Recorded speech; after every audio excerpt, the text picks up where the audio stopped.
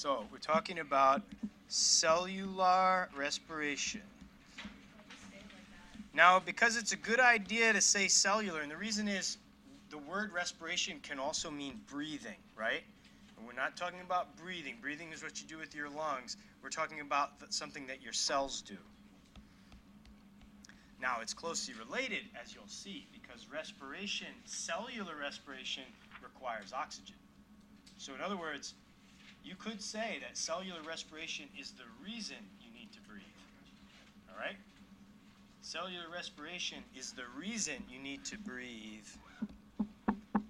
but it's not the same thing.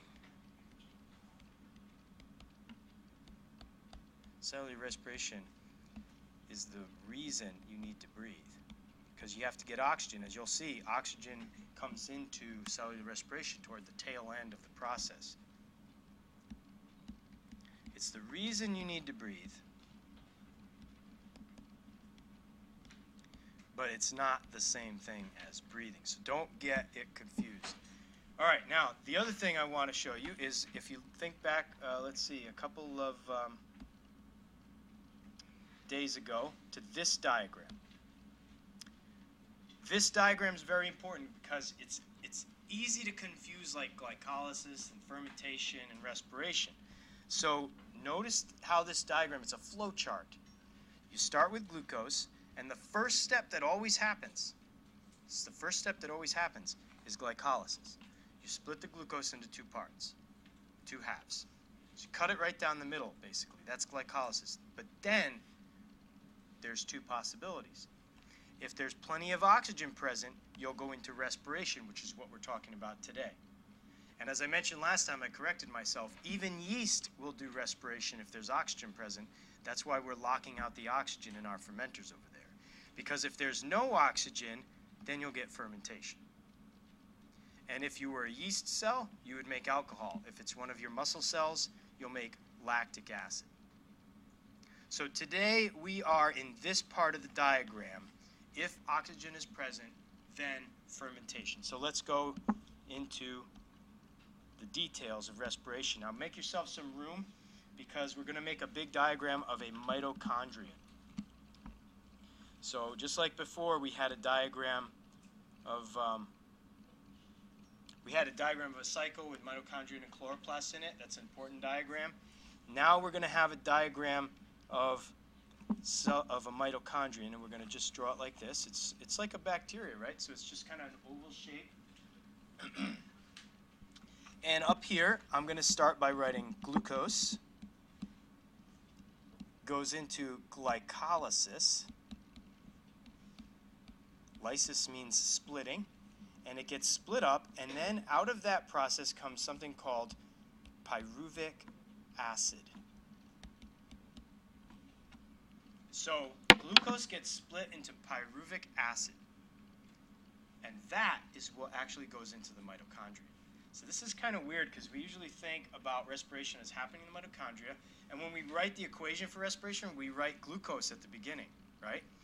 Just keep in mind that actually for glucose to go into the respiration process, it has to first pass through glycolysis. It has to be split first. That happens outside the mitochondria.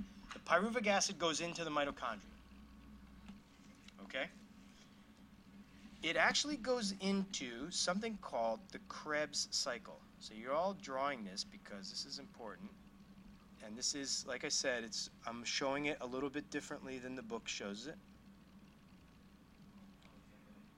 This is a cycle. I messed it up. Sorry. Whoops. I messed up the cycle. You got to go, this part goes around to the inside. Okay, here we go. I just had it messed up, the drawing. That's a cycle. This is called the Krebs cycle. Sometimes it is called the citric acid cycle.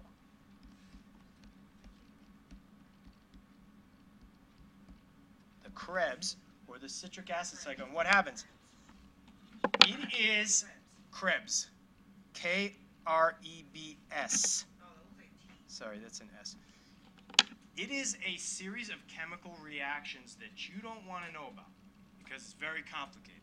So you go into, there's a whole series of chemical reactions that just keeps happening over and over and over again. Think about the ATP going like back and forth between ADP and ATP. That's a very simple cycle. This is a more complicated cycle with a whole bunch of steps. All you need to know is that, all right? Pyruvic acid goes in. Now, you do need to know a couple of other things that happen.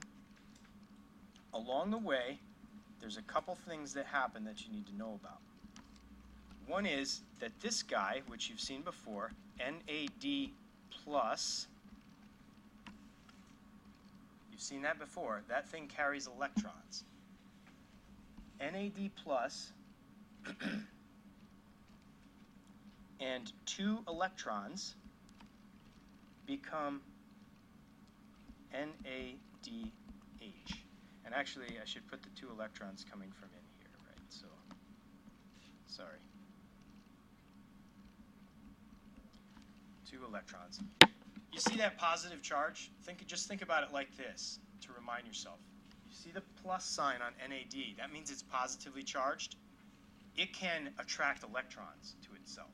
So it attracts electrons and then it contains them. So this thing is what's called an electron carrier.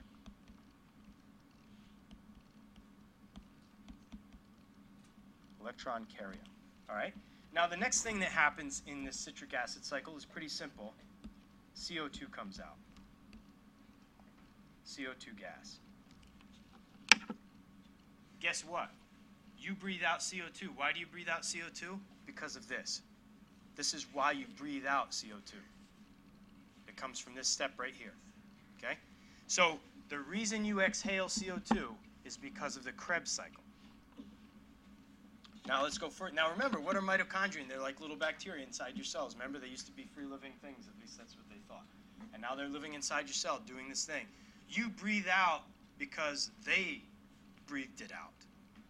Right? They don't breathe. They don't have lungs, but they gave it off. What's after CO2?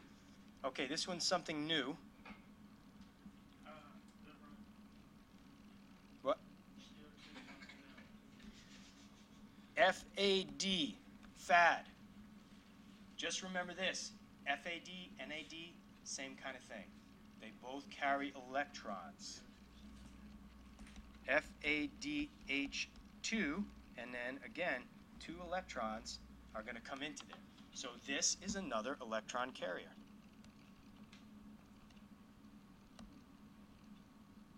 Basically, it's going to take some electrons out of the whole Krebs cycle thing, and it's going to carry it over to the next step.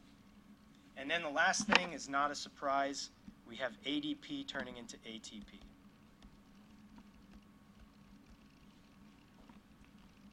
It gets some energy from that Krebs cycle. So some of the energy is extracted from the glucose during the Krebs cycle. Remember, we actually got a little ATP in glycolysis. We got 2 ATP molecules. Do you remember that in that review sheet? We get 2 out of this also. So we got a little bit more energy out of there. And that is the first part, if you'd like, the first half of what happens in the mitochondria. Here's what I would suggest. I would suggest that you study this diagram in addition to reading your book and be able to do things like this. If I gave you a diagram with blanks in it, could you fill them in? Like if I gave you the same thing, but instead of it saying NADH, I had a blank there. Would you be able to fill that in? Because that's the sort of thing I'm going to do on the test. Okay? I don't know. It might be... I don't know. You know what I'd probably do is give you a quiz on the stuff we've covered so far, because this is a big chapter. So maybe next week, maybe toward the end of next week, we'll have a quiz on all this stuff. All right? Now, that's kind of the first half. Now, that happens just out in the midst of the mitochondria, kind of in the goo that's inside there. The next step happens in the membrane. Do you remember how mitochondria have 2 membranes? It's all like folded up. I don't know if you noticed that in the pictures of the mitochondria. This is called the inner membrane.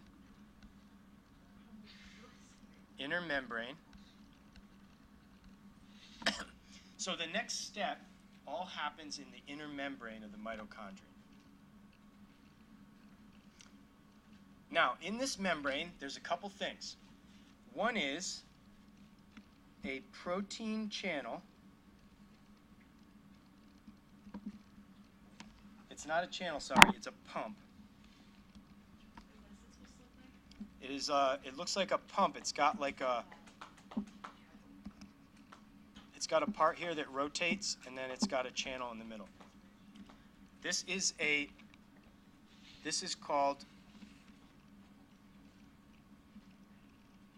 protein pump.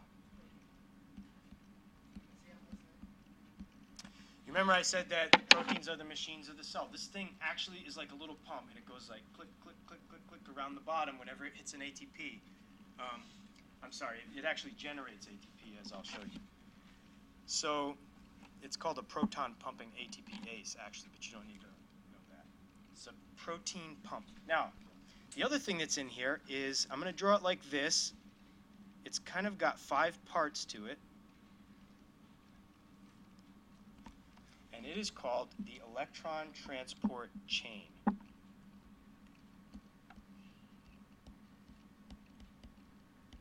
I know this is complicated, but just take it step by step, and then we'll give an overview of it at the end. Electron transport what? Transport chain. It's a chain of chemical reactions.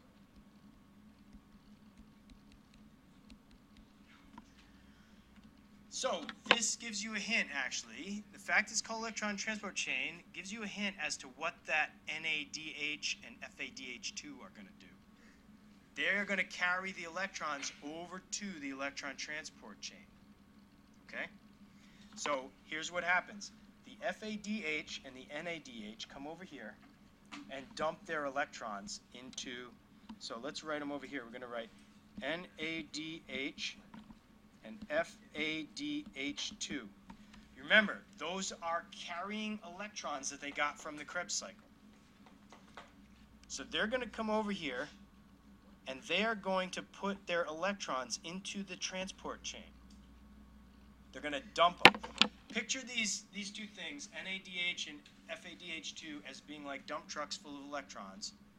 And they're going to come over here, and they're going to dump their electrons into the transport chain.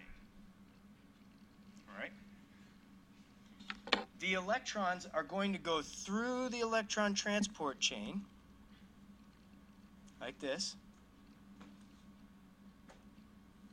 Okay? And when they come out, they're going to join with oxygen. This is why you breathe in oxygen, folks. It seems kind of weird. This right here is the whole reason you need oxygen to survive, because those oxygens are going to pick up those electrons at the end of the electron transport chain. And if they weren't there, there'd be nothing to pick them up. And so the electron transport chain wouldn't work, and the darn thing makes 32 ATP. That electron transport chain makes 32 ATP molecules for every 2 that are made by the Krebs cycle and 2 that are made by glycolysis. The transport chain makes 32. In other words, the vast majority of your energy comes from this electron transport chain. So O2 goes and it makes H2O, and this is why you actually make H2O as a process, as part of respiration also. It makes water, yeah. And plus it's got to take some hydrogen ions in, all right? But actually it's going to be an H+. O2 and H+. I just messed up my pump. Hang on. All right, we're not done yet because the pump hasn't worked yet. One more step. There's only one more step. Okay. I'm going to give an overview of this in a second, but just stay with me here, write down the steps. Here's what happens. As the electrons are going through the electron transport chain, they make something happen. What happens is they make hydrogen ions go across the membrane. It acts like a pump. I don't know exactly what it does, but while those electrons are going from molecule to molecule, they draw hydrogen ions across the membrane. Now listen what they're doing. They're setting up a concentration gradient. Do you remember diffusion? pump a whole bunch of hydrogens over there, what's going to happen is you're going to end up with a whole truckload of hydrogens over here. What do they want to do? They want to go back through, right? So the electrons are making them get pumped across. They want to go back through, so they go through this thing. They can come back through here. When they do, they run the pump. It's kind of like a little water wheel kind of thing. Water's going over the water wheel, and it's going to do something. Well, as they're going through the water wheel, it makes ATP.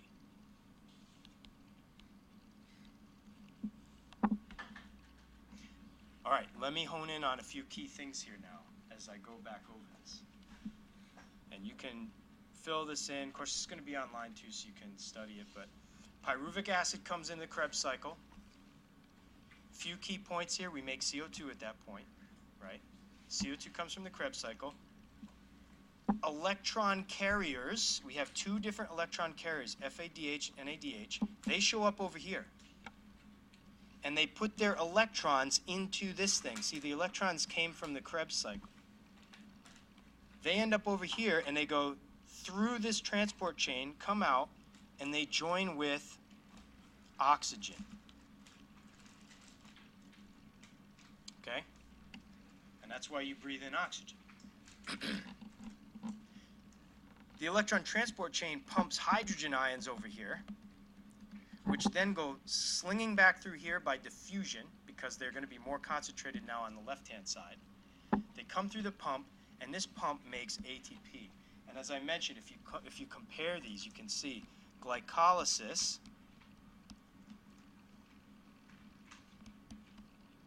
Krebs cycle. These are the steps. 1, 2, 3. Krebs cycle. This is a summary. Electron transport chain. Number of ATP molecules, 2, 2, and I said 32, didn't I? Yeah. Oh, I might have got that wrong. It might have been 36.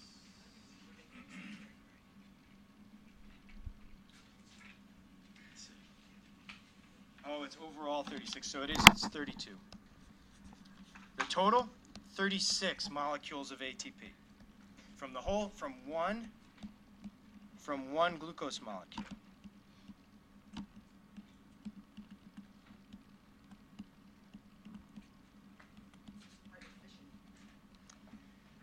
So you can see that this whole electron transport chain thing, and of course your book talks about this too, it's a very important part of this, and it happens in the membranes. This one thing that this illustrates, folks, is that it illustrates why we spent so much time talking about osmosis and diffusion and membranes, because they actually play a really important role in the cell. Mitochondria, same thing in chloroplasts, you're going to see the membranes play an important role. Now let's sum this up in the chemical equation. You've seen this before. Overall equation, C6H12O6 plus 6O2 yields 6CO2 plus 6H2O. And look, we can draw lines now. Bam. There's the oxygen, and here's the water. I'm not going to draw the water because it's just going to make everything so confusing. So, yeah, I know it's already cluttered. Sorry. If I had a bigger area, I could have drawn this in. All right. So that is. Sorry. And plus, if you want, write this, ATP, right? Bam, bam, bam, bam, bam. And then over here, we could write ADP. And like I said, it makes 36 of them. The whole process makes 36.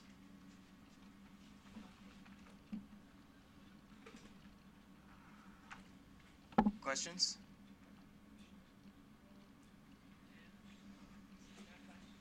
Wednesday, I'm going to introduce activity number 16, or assignment number 16, which is about respiration. There'll be a packet option, there'll be a poster option, and so on. No, we're going to start that on Wednesday. There'll be, that's a good question. I didn't think of a model. Okay, so no question, I'm going to stop this now. And